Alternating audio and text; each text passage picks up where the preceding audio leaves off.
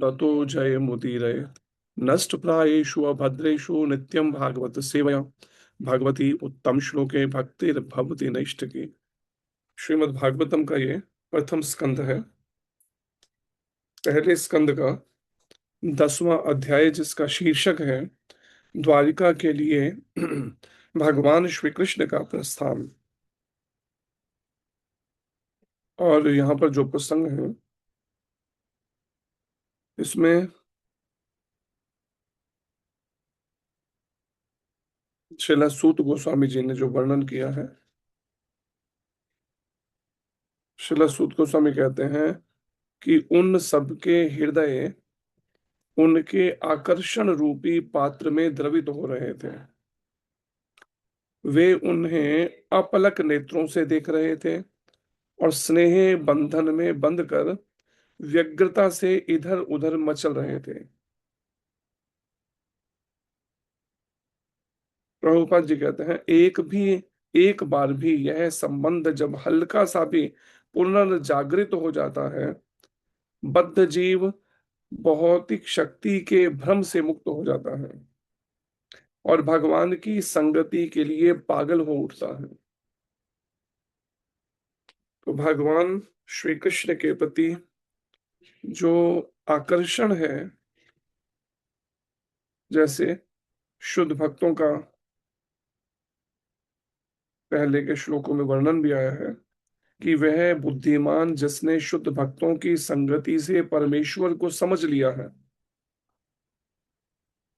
और भौतिक कुसंगति से अपने को छुड़ा लिया है, वह भगवान के यश को सुनने से चूकेगा नहीं।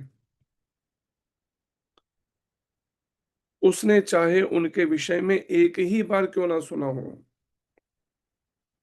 तो भला पांडव उनके वियोग को कैसे सह पाते, क्योंकि वे उनसे घनिष्ठता पूर्वक संबंधित थे।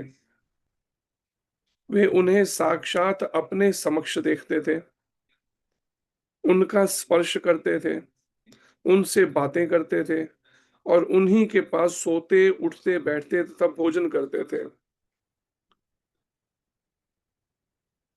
तो यहाँ पर ये बात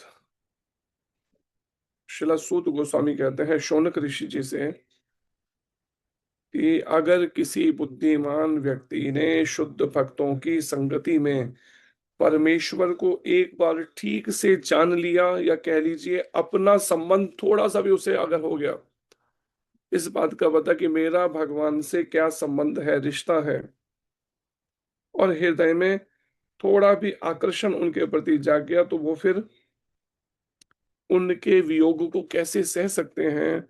और फिर वहां पर पांचों पांडव, सूत गोस्वामी जी कहते हैं, जो उनके हर समय अंग संग रहते थे, आज जब भगवान श्री कृष्ण हस्तिनापुर से द्वारिका के लिए प्रस्थान करने लगे, भला वे पांचों पांडव उन भगवान श्री कृष्ण का वियोग कैसे सहन कर पाते। और फिर उन सब के हृदय उनके आकर्षण रूपी पात्र में द्रवित हो रहे थे। पांचों पांडवों के, द्रौपदी महारानी के, कुंती महारानी के, इन सबके हृदय कैसे हैं, एकदम इतना अधिक भावुक हो गए कि अपने भाव को भी रोक पाना उनके लिए कठिन हो रहा था। वे उन्हें अपलक नेत्रों से देख रहे थे, पलक तक झपकनी बंद हो गई पांडवों की, और स्नेह बंधन में बंधकर व्यग्रता से इधर उधर मचल रहे थे। जैसे एक बच्चा नहीं होता, कैसे मचलता है, कभी इधर जाएगा कभी उधर जाएगा, जब अपने माँ के उस स्नेह बंधन में बंधा हुआ, ऐसे पांचवों पांडवों की भगवान श्री कृष्ण के वियोग में ऐसी स्थिति हो रही है। उनको जाता हुआ देखकर वो इतने व्यग्र हो गए कि समझ नहीं पा रहे हैं कि वो करें क्या, उन्हें कैसे रोकें।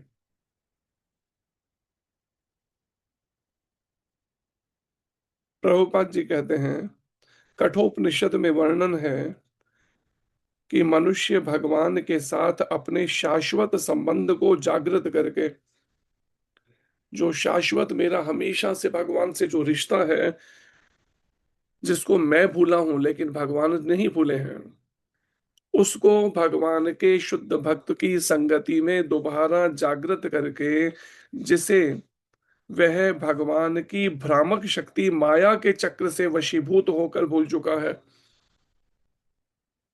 भगवान की जो ये भ्रामक शक्ति है माया, इसके चक्र में से वशीभूत होकर, कैसा चक्र है कि भगवान से अपना संबंध भूल के उसकी जगह पे जहाँ पे शरीर मिल गया, जन्म हुआ, बस वहीं के रिश्ते ही समझ आ रहे हैं। ये मेरी माता है, ये मेरे पिता है, ये मेरा पति है, ये मेरी पत्नी है, ये मेरे बच्चे हैं। ऐसा ये भ्रामक माया का चक्र है, भ्रम, कि उसके वशीभूत होकर वो भूल चुका है स्थायी शांति। उस शाश्वत संबंध को जागृत करके वो स्थायी शांति तथा समृद्धि प्राप्त कर सकता है। उस स्थायी शांति को प्राप्त कर सकता है जिसके लिए वो निरंतर एक तरह से व्यग्र है या व्याकुल है, या एक अलग सी ही मन में एक अशांति, बेचैनी है कि कुछ अधूरापन है। और एक बार भी प्रभुपाद जी कहते हैं यह संबंध जब हल्का सा भी अगर पुनर्जागृत हो जाता है, एक बार थोड़ा सा भगवान श्री कृष्ण से अपने रिश्ते का थोड़ा सा भी जागृत हो जाए हृदय में भाव, तो परिणाम बद्ध जीव भौतिक शक्ति के भ्रम से मुक्त हो जाता है। धीरे धीरे उस भौतिक शक्ति का भ्रम उसका जो है टूटने लगता है, जो उसने अज्ञानतावश इस जड़ जगत से और इन संसार की जड़ वस्तुओं और व्यक्तियों से या शरीरों से संबंध मान लिए हैं। वो धीरे धीरे धीरे धीरे क्या है, उस भ्रम से मुक्त होने लगता है और भगवान की संगति के लिए पागल हो उठता है। कैसे भगवान की मुझे संगति मिल सके, बस उसके लिए वो छटपटाता है। फिर शिला सूत गोस्वामी जी कहते हैं, सगी संबंधी स्त्रियां अथवा नातेदार स्त्रियां जिनके नेत्रों से श्री कृष्ण के लिए व्याकुलतावश अश्रुधारा निकल रही थी, महल से बाहर आ गईं। वे बड़ी मुश्किल से अपने आंसू रोक पाईं। उन्हें भय था कि प्रस्थान के अवसर पर आंसुओं से अपशगुन हो सकता है। कई बार कहते हैं ना, कोई जा रहा हो या शुभ उसमें, तो आंसू नहीं बहने चाहिए बिल्कुल। प्रभुपाद जी कहते हैं, हस्तिनापुर के राजमहल में सैकड़ों महिलाएं थीं। वे सभी श्री कृष्ण के प्रति स्नेहमयी थीं। वे सभी उनकी रिश्तेदार भी थीं। जब उन्होंने देखा कि श्री कृष्ण अपनी मातृभूमि को जाने के लिए महल से निकल रहे हैं, तो वे उनके लिए अत्यंत व्याकुल हो उठी और जैसा स्वाभाविक था, उनके अश्रु डुलक डुलक कर कपोलों पर आने लगे। उसी समय उन्होंने सोचा कि उस समय उनके अश्रु श्री कृष्ण के लिए अमंगल सूचक हो सकते हैं। अतएव उन्होंने अश्रुओं को रोकना चाहा। ऐसा करना उनके लिए बहुत कठिन था, क्योंकि अश्रु रुक नहीं पा रहे थे।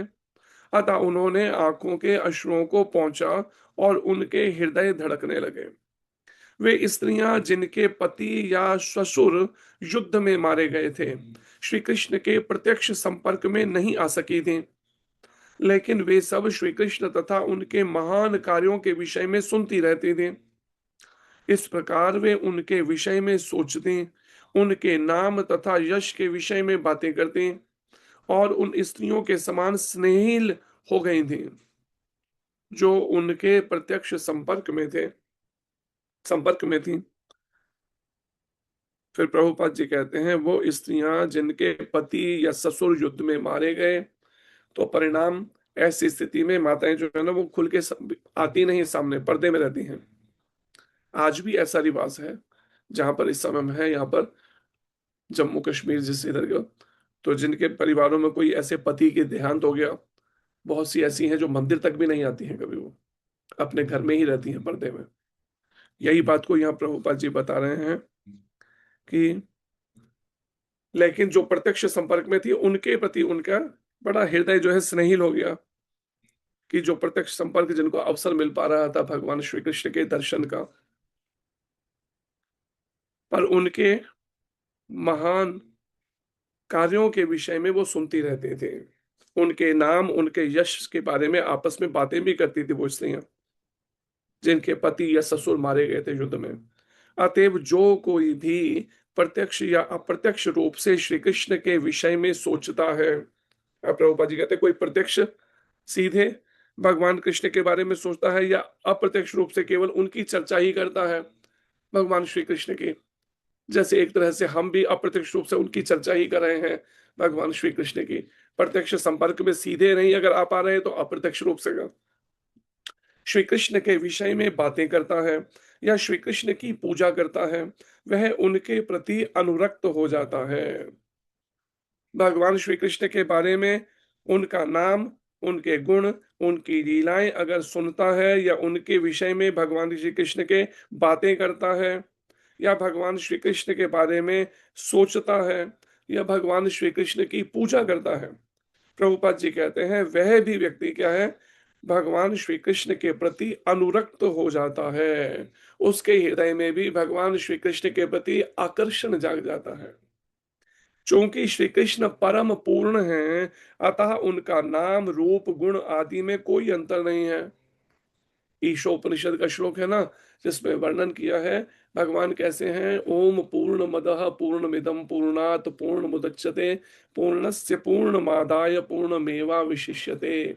भगवान श्री जो है वो पूर्ण है, और भगवान से जो कुछ भी आ रहा है, जो कुछ भी मतलब भगवान श्री कृष्ण का नाम, भगवान कृष्ण का धाम, भगवान श्री कृष्ण की लीलाएं, भगवान श्री कृष्ण के गुण, भगवान कृष्ण के पार्षद, भगवान श्री कृष्ण का कुछ भी प्रसाद, उनके वस्त्राभूषण का कुछ भी जो भगवान श्री कृष्ण से संबंधित है, भगवान कृष्ण परम पूर्ण है, इसलिए उनसे संबंधित उनका नाम, रूप, गुण आदि उनमें और भगवान कृष्ण में कोई अंतर नहीं है। इसको अंतर मत समझिए कि कृष्ण अलग हैं और हम उनकी जिन चर्चा जो कर रहे हैं ये एक अलग, ठीक है कुछ सुन रहे हैं, सुन नहीं रहे, कानों के माध्यम से भगवान कृष्ण का हम संग कर रहे हैं प्रत्यक्ष रूप से।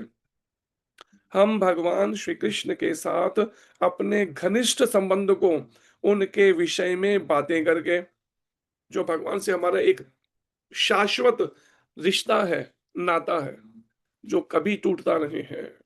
हाँ, हम भले कभी भूल जाते हो भगवान की इस भ्रामक माया शक्ति के संपर्क में आकर, देहात्म बुद्धि के केवल उसमें मैं और मेरे के विचारों में फंसकर भूल जाते हो भगवान कृष्ण को, लेकिन भगवान कृष्ण से हमारा संबंध कभी भी टूटता नहीं है। और फिर प्रभुपाद जी कहते हैं, हम श्री कृष्ण के साथ अपने घनिष्ठ संबंध को उनके विषय में बातें करके, उनके विषय में श्रवण करके या फिर उनका स्मरण करके पुनर्जीवित कर सकते हैं। हम चाहते हैं कैसे हमारा वो संबंध दोबारा जागृत हो, यहाँ बताया है जागृत करने का तरीका क्या है। भगवान श्री कृष्ण के विषय में बातें करके, श्रवण करके, स्मरण करके या फिर उनके नाम, रूप, गुण, लीलाएं आदि जो है उनका श्रवण, कीर्तन और स्मरण करके पुनर्जीवित कर सकते हैं, दोबारा से उस संबंध को दोबारा से हम जागृत कर सकते हैं। आध्यात्मिक सामर्थ्य से ही ऐसा हो पाता है, पर ऐसा संबंध स्थापित हो पाना कैसे संभव है। आध्यात्मिक सामर्थ्य, हमारे अंदर ऐसी आध्यात्मिक विषय के लिए हमारी ऐसे सामर्थ्य, योग्यता लानी होगी अपने अंदर।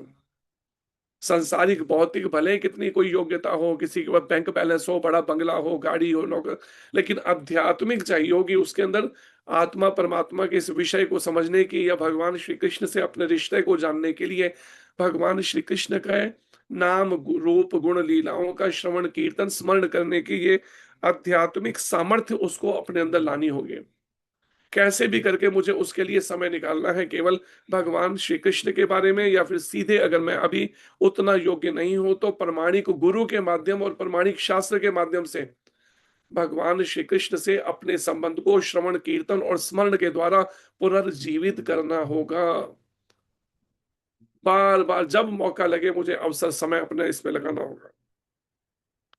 श्रील सूत गोस्वामी जी कहते हैं, हस्तिनापुर के राजमहल से भगवान के प्रस्थान समय उनके सम्मान में विभिन्न प्रकार के ढोल यथा मृदंग, ढोल, नगाड़े, धुंधुरी तथा दुदुम्भी एवं तरह तरह की वंशियां, वीणा, गोमुख और भेरियां एक साथ बज उठे। पांचों पांडवों ने हस्तिनापुर से जब भगवान प्रस्थान कर रहे हैं, उस समय उनके सम्मान में उसी समय ढोल मृदंग नगाड़े धुंधुरी दुदुम्बी ये सब एक साथ, वंशी वीणा गोमुख भेरियां एक साथ सब बज उठे। भगवान को देखने की प्रेममयी इच्छा से कुरुओं की राजवंशी स्त्रियां राजमहल की छत पर चढ़ गईं और स्नेह तथा लज्जा से युक्त हंसती हुई भगवान पर पुष्पों की वर्षा करने लगे। तो कुरुओं की जो राजवंशी, इससे राजघराने की जो स्त्रियां थीं, जब भगवान श्री कृष्ण प्रस्थान करने लगे हस्तिनापुर के राजमहलों से, तो उसी समय छतों पर चढ़ गए। और हृदय में क्या भाव है? स्नेह का, और लज्जा भी है साथ। फिर लज्जा, शर्म भी आ रही है, लेकिन स्नेह के भाव में छतों पर चढ़ के पुष्प वृष्टि कर रही हैं, पुष्प वर्षा कर रही हैं भगवान श्री कृष्ण पर। लज्जा, प्रभुपाद जी कहते हैं, स्त्रियों का विशिष्ट अतिरिक्त प्राकृतिक सौंदर्य है। कि वास्तव में स्त्रियों में लज्जा जो है, ये एक तरह से उनका गहना है, और इसके कारण उन्हें पुरुषों से आदर मिलता है। महाभारत काल में, अर्थात 5,000 से अधिक वर्ष पूर्व भी यह प्रथा प्रचलित थी। जो लोग विश्व इतिहास से परिचित नहीं हैं, जो विश्व का इतिहास है उससे परिचित नहीं है, ऐसे कम बुद्धि वाले लोग ही कहते हैं कि पुरुषों से स्त्रियों को पृथक रखने की प्रथा भारत में मुसलमानों के आगमन से चालू हुई।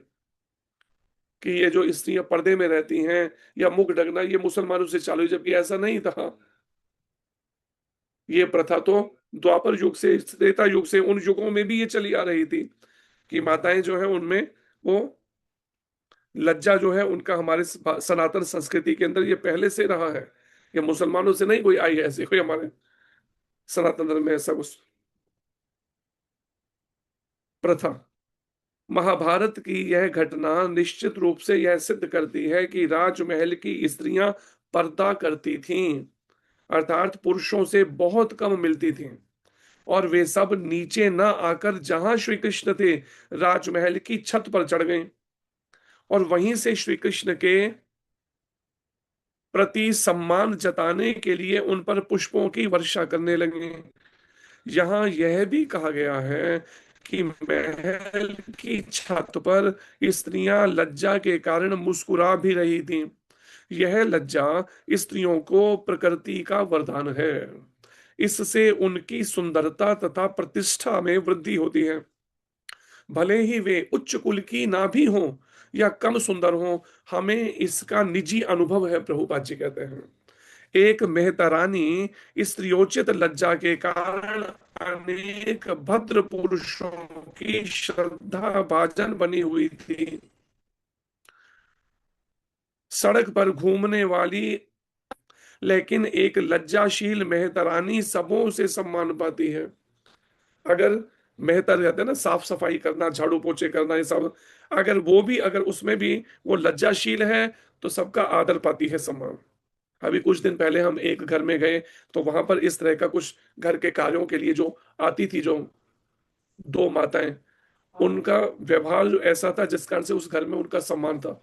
जो परिवार के जो संबंध थे, वो उसका उनका सम्मान करते थे। हमें भी बता रहे थे कि ऐसे ऐसे ये हैं, यहाँ की रहने वाली हैं, और उनमें ये जो यहाँ पर वर्णन है, ये गुण उनमें था। वहीं पर प्रभुपाद जी कहते हैं, आज जो सड़कों के ऊपर ऐसी हैं जो कपड़े भी ठीक से नहीं पहनती नारियां, वो सम्मान प्राप्त नहीं कर पाती जो एक मेहतरानी तक कर लेती है, घर की सेवा करने वाली, अगर वो लज्जाशील है तो। मानव सभ्यता मनुष्य को माया के चंगुल से छूटने में सहायक बनने के लिए है। कि कैसे माया के चंगुल से छूटा जाए, इसमें सहायक बनने के लिए मानव सभ्यता जो है, इसलिए है। जैसा कि भारत के ऋषियों मुनियों की संकल्पना थी, ऋषि मुनियों की भी यही संकल्पना थी कि कैसे मनुष्य जो है धीरे धीरे माया के चंगुल से छूटकर मोक्ष के पथ पर अग्रसर हो सके। ऐसी जीवन शैली समाज में होनी चाहिए मनुष्यों के। स्त्री को भौतिक सुंदरता, स्त्री की भौतिक सुंदरता मोह है, क्योंकि शरीर वास्तव में पृथ्वी जल अग्नि वायु इत्यादि से बना हुआ है, लेकिन पदार्थ के साथ जीवंत सफुरलिंग का संयोग, अर्थात जीवात्मा का संयोग इस शरीरों के साथ जो है, संयोग है, अतएव यह सुंदर लगता है। अगर कोई भौतिक सुंदरता के पीछे पागल हो रहा है, स्त्री की या पुरुष की, स्त्री हो, तो ये केवल मोह है। प्रभुपाद जी कहते हैं कि क्योंकि वास्तव में पंच महाभूत का बना ये शरीर है, लेकिन उसमें भगवान श्री कृष्ण की अंश, वो जीवात्मा से है, जो चैतन्य है, उसके कारण से शरीर सुंदर लग रहा है। कोई मिट्टी की गुड़िया के प्रति आकृष्ट नहीं होता। मिट्टी की गुड़िया बना तो कोई आकर्षित नहीं होगा कि उसको गले लगाएगा।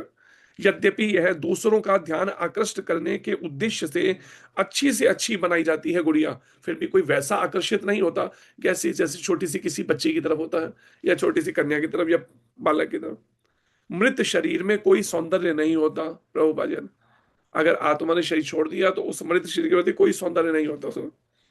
क्योंकि कोई भी तथा कथित सुंदर स्त्री के मृत शरीर को स्वीकार नहीं करेगा। किसी को कहा जाए ना, ये लो किसी इस स्त्री का जो मृत शरीर है, चलो आओ इसको स्वीकार कर लो, या इससे शादी कर लो, विवाह कर लो, इसे रख लो घर पर, कोई नहीं मानेगा, कोई नहीं रखना चाहेगा। अतएव निष्कर्ष यह निकला कि आत्मा का सफुल्लिंग ही सुंदर है। वो आत्मा जो है वो वास्तव में सुंदर है, और आत्मा की सुंदरता से ही मनुष्य बाह्य शरीर के सौंदर्य के प्रति आकृष्ट होता है। इसलिए वो बाहरी शरीर आकर्षित होता है, क्योंकि हृदय में वो सुंदर जीवात्मा है, भगवान श्री कृष्ण की जो अंश है, ये उसकी सुंदरता आत्मा की, उसी की उपस्थिति के कारण ये मृत शरीर भी सुंदर लग रहा है, जड़ शरीर में। इसीलिए वैदिक ज्ञान हमें झूठी सुंदरता के प्रति आकृष्ट होने से मना करता है। वैदिक ज्ञान करता है झूठी आकर्षण से हमें वो करता है, बिल्कुल इस आकर्षण से, सुंदरता के प्रति आकर्षण होने से, आकृष्ट होने से मना करता है। लेकिन चूंकि अब हम अविद्या के अंधकार में हैं, क्योंकि स्कूल कॉलेजेस में, घर में कोई ऐसी शिक्षा ही नहीं आत्मा के बारे में, ना ही दिनचर्या में ऐसा कोई है, जीवन जीने की शैली में कि आत्मा से संबंधित हो, ऐसा कुछ हो, चर्चा होती हो, अध्ययन होता हो, श्रवण होता हो, उसी के अनुसार व्यवहार होता हो आत्मा मानकर, ऐसा नहीं है। तो परिणाम, चूंकि अब हम अविद्या के अंधकार में हैं, अतएव वैदिक सभ्यता स्त्री तथा पुरुष को मिलने की सीमित छूट देती है। स्त्री और पुरुष के मिलन की एक सीमा में है छूट। ये नहीं कि जैसे स्वच्छंद समाज में विचरण, जैसे हमने पहले भी बताया था, सोशल मीडिया पे आके क्या कर रहे हैं, जो घर में आचरण हो जो वो सोशल मीडिया पे आके रोमांस कर रहे हैं। कौन? वो पति पत्नी, जो कि वो कोई प्रदर्शन का विषय नहीं है ये सब, लेकिन दुर्भाग्य, उनको लगता है यही तरीका ठीक है लोगों को अपनी ओर आकर्षित करने का, अपने अनुयायी बनाने का। अब आचार्य पद पे बैठे वाले भी वो भी ऐसा करने लगे, तमाशा। सोचो समाज कहाँ जाएगा, विचार करो। ऐसे में केवल एक सीमित छूट देता है शास्त्र, हमारी वैदिक सभ्यता स्त्री और पुरुष के मिलने के प्रति। वेदों का कहना है कि स्त्री अग्नि तुल्य है, और मनुष्य नवनीत अथवा मक्खन के समान है। नवनीत अग्नि के संसर्ग से अवश्य पिघलता है, मक्खन जब भी आग के पास जाएगा वो पिघलता है। अतएव आवश्यकता पड़ने पर ही उन्हें पास पास लाना चाहिए, और लज्जा ही अनियंत्रित मिलने जुलने पर प्रतिबंध स्वरूप है। और जो ये लज्जा क्या है स्त्री का, वो लज्जा यही है कि जो अनियंत्रित रूप से स्वच्छंद, इस तरह का फ्री मिक्सिंग जो होता है, इस मिलने जुलने के प्रति एक तरह से प्रतिबंध स्वरूप है ये लज्जा। यह प्रकृति का वरदान है और इसका उपयोग होना चाहिए। प्रभुपाद जी कहते हैं ये प्रकृति के द्वारा वरदान है जो मिला हुआ, इसका प्रयोग होना चाहिए। ऐसे समाज में स्त्री पुरुष की फ्री मिक्सिंग नहीं होनी चाहिए। अगर कोई ग्रस्त में भी है तो ग्रस्त में भी एक संयमित दायरे के अंदर आचरण होना चाहिए। ये नहीं कि हाँ पति पत्नी का मतलब खुला लाइसेंस मिल गया, अब जो चाहे मन मर्जी करो, और दूसरों के अपने व्यवहारों से दूसरे के मनों को भी मैला करो अपनी ऐसी हरकतों से। इसलिए नहीं है पति पत्नी का संबंध, नर्क में जाना पड़ेगा, याद रखिएगा जो जो ऐसा करते हैं। कई तो अपने उसमें भी क्या कहते हैं, स्टेटस में डाल के रखते हैं इस तरह की अपनी फोटो, पति पत्नी जो है ऐसे आचरण, जो समाज ऐसा ठीक नहीं उस तरह का आचरण कर रहे हैं, एक दूसरे को गले लगाए हुए हैं और वो डाल रहे स्टेटस पे। परिणाम, अपना भी मन मैला, और जो उसके अगर कोई देखता है उसको तो उसका भी मन मैला हो। परिणाम वो भी नर्क में जाए और वो भी नर्क में जाए। लेकिन बुद्धि मारी गई वही सब, क्योंकि जीवन भर वही देखा टीवी से, मोबाइल से, इसलिए वो बुरा लगता ही नहीं। अब ये हालत होने लगी, क्योंकि एक लिमिट तक आप वही गंदगी आंखों को दिखाते रहोगे, मन को दिखाते रहोगे, तो मन उसी का अभ्यस्त हो जाएगा, वो बुरा ही नहीं लगता। माँ बाप और बच्चे एक साथ बैठ के ऐसे ऐसे गंदे सीरियल देख रहे हैं, ना माँ बाप को शर्म आ रही है ना बच्चों को शर्म आ रही है। क्यों? लज्जा खो दी, लज्जा रूपी कहना ही खत्म हो गया। इसलिए जिसको वास्तव में भगवत प्राप्ति करनी है, उन्हें कम से कम इसको समझना चाहिए और मर्यादा में रहना सीखना चाहिए और लज्जाशील होना चाहिए। हरे कृष्णा। धन्यवाद। ग्रंथराज श्रीमद् भागवत महापुराण की जय। जय व्यास जी की जय। श्री जय नारायण ऋषि जी की जय। विद्या की जय जय माता की जय। श्री शुभ जय महाराज की जय। श्री परीक्षित जी जय की जय। जगत श्री जय महाराज की जय। श्री जय जय। अनंत कोटि वैष्णव वृंद की कृष्ण जय। बिंद की जय। आनंद हरि हरि हरी बोल। हरी हरी हरि बोल। हरि बोल, हरि हरि बोल। हरे कृष्ण प्रभु जी, दंडवत प्रणाम।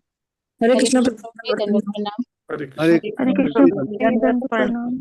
हरे कृष्ण कृष्ण। कृष्ण प्रभु प्रभु जी, जी, दंडवत बहुत बहुत प्रणाम। धन्यवाद प्रभु हरे जी कृष्ण आपका। प्रभु। हरे कृष्ण हरे जी बहुत बहुत धन्यवाद प्रभु जी आपका। हरे कृष्णा। जी प्रभु जी, प्रश्न उत्तर है तो ले सकते हैं। म्यूट है आप। जी शक्तिमती माता जी, अनम्यूट कीजिए। हरे कृष्ण प्रभु जी, हरे कृष्ण माता जी, दंडवत प्रणाम। हरे कृष्ण। हरे कृष्णा प्रभु दंडवत जी, प्रणाम। ये 13 में है ना, उन सबके हृदय उनके आकर्षण रूपी पात्र में द्रवित हो रहे थे, तो उसका क्या मतलब? आकर्षण रूपी पात्र। आकर्षण रूपी पात्र, पात्र कहते हैं बर्तन को। हम्म, आकर्षण जो है उसकी तुलना की गई है एक बर्तन से। बर्तन में जैसे द्रव्य कोई होता है, लिक्विड, पानी हो गया, घी हो गया या ऐसा कुछ, वो उसमें जैसे पात्र से गिराया जाए तो बहने लगता है, बिल्कुल धारावत, बिल्कुल उसमें ब्रेक नहीं होता लगातार, जैसे तेल की धारा है या ऐसे। ठीक ऐसा ही आकर्षण उनके हृदयों में था कि वो लगातार धारा प्रवाह, ऐसा ही आकर्षण उनकी तरफ भगवान श्री कृष्ण में, उनका हृदय द्रवित हो रहा था स्नेह से उनके प्रति, भगवान श्री कृष्ण के प्रति। इस बात को एक जैसे कहते हैं ना कहावत रूपी शब्द से ऐसे समझाया जाना है एक उसे। हरे कृष्ण। ठीक है प्रभु जी, हरे कृष्ण प्रभु जी, धन्यवाद। हरे हरे कृष्णा। जी प्यार प्रभु जी, अनम्यूट कीजिए। हरे कृष्ण प्रभु जी, दंडवत प्रणाम। हरे कृष्ण। प्रभु जी, जिस प्रकार से अभी माहौल हो रहा है, जैसे अभी हम देखते हैं भक्तों में मतलब एक पहनावे का काफी चलन चेंज तो हुआ है, लेकिन माँ बाप तो भक्ति में हैं लेकिन बच्चे नहीं हैं। तो हम बच्चों को कैसे ढालें कि उनका उनके दिमाग, क्योंकि बाहर पढ़ाई भी करते हैं, बाहर भी जाते हैं, तो उनका अट्रैक्शन होता है कि पहनावा, हमें ये ड्रेस लेनी है, ये ड्रेस लेनी है, या कोई फंक्शन है तो वहाँ इस ड्रेस ड्रेस पहननी है। तो हम बच्चों को कंट्रोल कैसे करके चलें, क्योंकि आचरण माँ बाप को देखकर ही सीखा जाता है, बट माहौल बाहर का ऐसा है कि वो नहीं सूट कर पाता, थोड़ा बहुत मतलब कि थोड़ा बहुत चेंज होता है, या उस पर समय पे छोड़ दें हम। तो ये किस तरह से हम बच्चों को इसको ढाल सकें या समझा सकें कि असली सुंदरता है क्या। हरे कृष्ण। तो पूरी उनकी दिनचर्या में उस तरह का आपको रखना पड़ेगा ना कि अपने आचरण से, जैसे चैतन्य महाप्रभु सिखाते थे कि सब कहते हैं ना शब्द की, स्वयं आचरण करिए प्रभु जीवे ने सिखाए। महाप्रभु अपने आचरण से जीवों को सिखा रहे हैं। ऐसे ही राजा अपने आचरण से प्रजा को सिखाता है, जैसे युधिष्ठिर महाराज जी अपने आचरण से सिखा रहे हैं कि धर्म अर्थ काम और आखिर में मोक्ष मिल सके, इस तरह के ही समाज के अंदर जीवन शैली को वो कर रहे हैं, स्कूल कॉलेज शिक्षा पद्धति उन तरीकों से कि आखिर में मोक्ष के पथ पर वो अग्रसर हो सके, प्राप्ति कर सके। ठीक ऐसे ही माता पिता को संतान को जन्म देने से पहले ही ये सब प्लान करना होता है कि हमें किस तरह का मर्यादित संयमित जीवन जीना है, जिससे जो भी संतान आए वो माता पिता के आचरण से, उनको आचरण को देखकर उसके अनुसार वो ढले। लेकिन अगर हम ही खुद, जैसे मैंने भी कहा, अगर वही सब सीरियल जो टीवी पे चल रहे हैं या मोबाइल की ऐसी चीजें, और अपने आचरण में वैसी साधना और वो सबको नहीं डालते, तो बच्चा तो वही घर में रह रहा है, वो भी वैसे ही डलता जा रहा है। यहीं पर उधमपुर में एक भाई बहन आए हमारे पास में। बहन बड़ी थी, भाई छोटा था। भाई होगा शायद 18 साल 20 साल का, बहन होगी 22 साल की। तो परिणाम में जब आए तो हमसे बात करने, तो हमने पूछा आपका कोई कुछ, उन्होंने कहा हम जगह ऐसे ऐसे देना चाहते हैं। तो हमने कहा आपका कोई मोबाइल नंबर, बेटे से पूछा उनके भाई से। तो कहते नहीं मोबाइल नहीं मेरे पास, दीदी के पास मोबाइल है, हम तो दो वही मोबाइल से ही यूज कर लेते हैं। मतलब अलग अलग मोबाइल भी नहीं रखा है, एक ही मोबाइल से ही उसी से कर रहे हैं। तो इस तरह का वो तरीका, कोई मोबाइल, इतने बड़े हो गए 18 20 साल, वो भी समाज में रह रहे हैं लेकिन कोई मोबाइल नहीं। और उसका भाई का मैंने देखा बहन के प्रति बड़ा आदर का भाव, ब्राह्मण फैमिली से थे लेकिन माँ बाप ने कैसा संस्कार डाला होगा वो छलक रहा था उनके आचरण से भाई बहन के। कि एक ही मोबाइल से, और वो भी पता नहीं माता पिता के पास रहता है या क्या, और उनके मोबाइल, बड़ी बहन ने उस मोबाइल का ना वो दुरुपयोग करेगी ना भाई करता है, वो उनके आचरण से दिख रहा था मेरे को सब। 3-4 साल पहले आए थे, आज भी मेरे को याद है उनका आचरण। तो ये चीज है, पहले अपने को मर्यादित करना। इसलिए शास्त्र कहता है प्रमाणिक गुरु के मार्गदर्शन में वो सारी मर्यादा पहले मुझे सीखनी होगी, फिर उन गुरु की अनुमति से गृहस्थ में जाना होगा, फिर गृहस्थ में जाकर फिर उस तरह के आचरण के आधार पर कि जो संतान भी ले वो शुरू से 24 घंटे अपनी माँ का आचरण देखते हुए, माता का और फिर पिता का, उस तरह से धीरे धीरे बड़ी हो। और ऐसे में के अंदर ऐसे व्यर्थ में मोबाइल पकड़ा देना, ये सब कर देना, ये सब तमाशे, इससे तो कैसे होगा? आपको खाली कह के कर ले, वो कह के कैसे होगा जब वो कितने कितने घंटे तो वही सब देख रहे हैं। उसी तरह के ही उस माहौल में पले बड़े हो रहे हैं, ना गुरुकुल सिस्टम में उन्हें रखा जा रहा है ना किस तरह का। तो ये बातें तो फर्स्ट डे से साथ साथ सब करनी पड़ती हैं। जैसे मैंने बताया, अमेरिका में महाराज जी एक जगह गए, किसी आयुर्वेद से रिलेटेड कुछ ट्रीटमेंट वो देते थे, इंजीनियर था वो, और कुछ आयुर्वेद सीख रखा था उसने। तो जब बात हुई तो उनके बच्चे शायद 10-12 साल के हो चुके हैं, बेटा बेटी, लेकिन आज तक उसने अमेरिका में जाके भी कहते मैंने स्कूल नहीं भेजा, घर में ही अपने आप से मैं पढ़ा रहा हूँ, ये संस्कार, स्कूल नहीं भेजूंगा ये अमेरिका के स्कूलों में। अब जब अमेरिका के स्कूल में नहीं जाएंगे, टीवी नहीं देखेंगे उस तरह का, तो बताइए उसको कहाँ से दिखेगा वो सब गंदगी? मोबाइल और वो सब जब हाथ में दिया ही नहीं जाएगा बच्चों के हाथ में, घर में कनेक्शन ही नहीं है इस तरह का डला हुआ, सोचो ये भी चलिए, ये भी तरीका है कि उनमें वो गंदगी ना आए, इसलिए उनको करा हुआ है। तो ये चीजें बहुत बारीकी से ये हैं चलने वाली, शुरू से फर्स्ट डे से करनी पड़ती है। एकदम आप कहें कि उनको आप डांट कर फटकार कर उनमें डाल देंगे, वो कैसे संभव होगा? तो इसलिए अब जितना समय जो निकल गया सो निकल गया, लेकिन बाकी को अपने आचरण और फिर संस्कारित करने और उन सबसे जितना प्रयास कर सकते हैं तो वही कर सकेंगे आप। क्योंकि जिस माहौल में उन्हें पढ़ने भेज रहे हैं, उस माहौल में जिनके साथ उठ बैठ रहे हैं बच्चों के, उसके बाद आने के बाद वो आपकी भाषा समझेंगे कैसे? पहले तो उनको, क्योंकि वो तो अपने उस एज फैक्टर को भी देखते हुए उनकी तरफ पहले आकर्षित होंगे उस तरह के, चाहे वो गलत भी आचरण कर रहे हो, उनके आकर्षण को, कि मन की स्वभाव है, गुरु महाराज कहते हैं बुरी और बड़ी जल्दी जाते हैं पतन की ओर, अच्छाई की ओर बड़ी देर से पकड़ेगा, क्योंकि मन की स्थिति है ऐसी आज के माहौल में, कलयुग में। हरे कृष्ण। फिर भी प्रयासरत रहिए अपनी ओर से, गीता और भागवत में जिस तरह के उसके अनुसार अपने आचरण से सिखाना पड़ेगा। और वो लगातार जो देख रहे हैं, आज नहीं तो और थोड़ा थोड़ा करके उनको जितना वो समझ सके उतना समझाने का प्रयास जरूर करना चाहिए। समय आने पे जब फिर ठोकर लगेगी, अगर ऐसे बातों से नहीं समझते, फिर ठोकर से समझेंगे, ठोकर पड़ेगी तब उन्हें फिर स्ट्राइक हरे करेगी। कृष्ण जी, बहुत बहुत धन्यवाद। हरे हरे कृष्ण। कृष्ण गुरुजन। हरे कृष्ण।